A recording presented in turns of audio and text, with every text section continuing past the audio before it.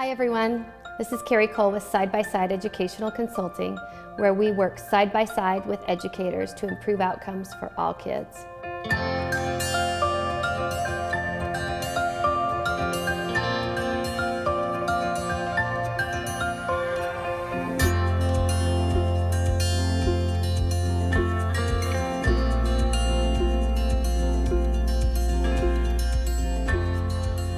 Today we're going to focus on the last secret that we want to talk about, and that is incorporating varied responses into the classroom. In a previous video, I had talked about the 4 vocabulary forms and how we needed to make sure that we were incorporating more speaking and writing in our classrooms because that gets kids to that productive level of vocabulary where they're having to do something with their learning. Today, I want to talk about that productive language, but really target speaking and the varied ways that we can get kids to respond in the classroom. So when we think about varied ways that we can get kids to respond, we can either have a choral response, which means we're having all students answer together. We could have a partner response, where we're having students share in partners, or I would also add they could be sharing in table groups. And then we could have individual responses, where kids are responding to something individually. All of those involve that speaking part of productive language. The reason I want to talk about these 3 varied ways, the choral response where everyone's responding, that small group response where they're either responding in table groups or partners, and that individual response is because by providing varied opportunities for kids to respond, that can enhance their learning of the content. And we need to think about it from a perspective of making sure that we're using some types of responding for checks for understanding. Let's start with choral responses. The advantage of choral responses is by having all kids respond together, every student is getting the practice. So you want to use choral responses when you're asking a question where the answer is going to be the same for everybody. So it could be as simple as saying, boys and girls, we're going to review some of our math facts. What's 2 times 8? Everyone think. There's that think time. What's 2 times 8? Everyone? 16. So by doing that, I was able to get everyone to think of the answer rather than just one individual student.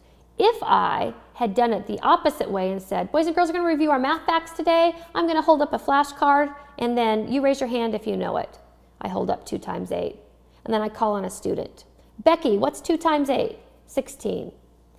The problem with that is only Becky got the practice.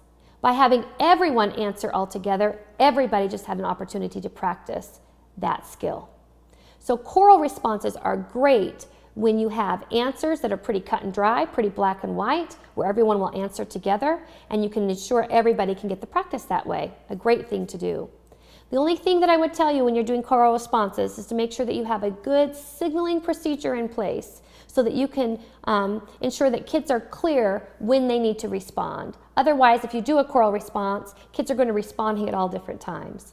So oftentimes when I do that, I kind of hold my hands up to let them know that this is think time so that kids aren't blurting out. And then I say, okay, time to respond, and I give them the signal of putting my hands down to get them to respond together. That's choral responses. Another varied way that we can get kids to be speaking more is to do partner responses.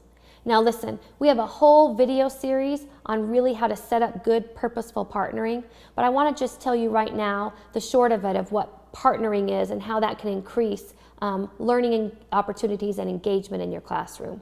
So by having kids respond with a partner, what happens is, it's the same thing with choral responses, is that we are then able to tailor the learning and structure the learning in a way that everybody gets the practice. So I'm going to go back to that same example with 2 times 8.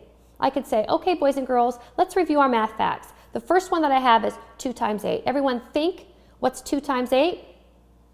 Turn to your partner. B's, share first. What's 2 times 8? A's, now you share. What's 2 times 8?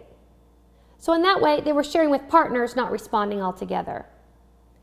What's really great about partnering, though, is that I don't have to have the same answer to a question to get them to share with their partners. This is where they could have answers that maybe aren't so black and white, that are where they could do some more expanded answers, and that way they have the opportunity for that in partnerships because the answers don't have to all be the same. We don't have to chorally respond together. So I could say something like this: Boys and girls, remember that vocabulary word we were talking about yesterday? That vocabulary word we were talking about was the word unison. What does that word unison mean? Remember, when you do something in unison, you do it all together. We talked about that word yesterday. I want you to talk with your partner. What's something that we do in school that we do in unison, that we do all together, all at the same time? Okay, think about that. What's something that we do in unison? So I'm still incorporating that think time. Then I might say, okay, I'm going to have you turn to your partner. B's, you're going to share one thing that you thought of that we do in unison at school. And A's, you're going to share one thing that we do in unison at school. I want you to start your sentence like this. One thing we do in unison at school is. Everyone say that with me. One thing we do in unison at school is. And then they're going to share with their partner. And I've designated for them who's going to share first. A's first, then B's.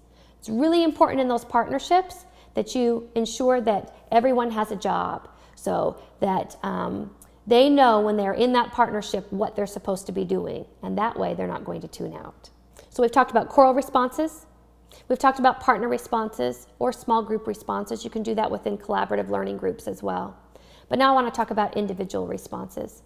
Individual responses are probably what we're most used to in education, where we ask a question or pose something and then students are raising their hands to answer. I've talked about in a previous video how we want to lessen that amount of hand raising so that we can get more kids participating. But right now what I'd really like to talk about is the purpose for individual responses. Number one, there is a purpose for individual responses, and that is it's a check for understanding. It's a formative assessment. I want to be able to call on individual students to see if the class has learned what I need them to learn. So I would say this when you're planning a lesson. When you're planning a lesson and learning content, do as much choral responses and partner responses or small group responses as you can.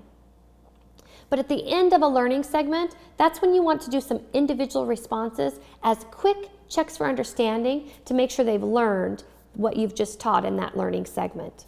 So for example, it might look something like this. Okay, everyone, we've reviewed the vocabulary words. You've used those vocabulary words in sentences. Let's make sure that we understand what those words mean one more time. All right, back to that word unison. Think about what that word means. Think of a good example of unison. Okay, Susie, what does unison mean? And so she reiterates and repeats what that definition is. And then I could call in another student and say, all right, John, use that word unison in a sentence. So he uses the word in a sentence. The purpose of it is not just to get them to answer individually, but I'm ensuring that everyone actually has learned that content. One small secret that I'll tell you about this idea of individual responses is this. When you're calling on individual students, I want you to call on your reluctant learners more often than you call on those students who are willing to raise their hand all the time. Here's why.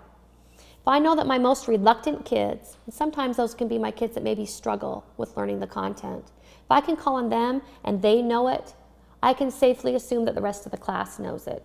And that's how I can use that individual turn as a check for understanding.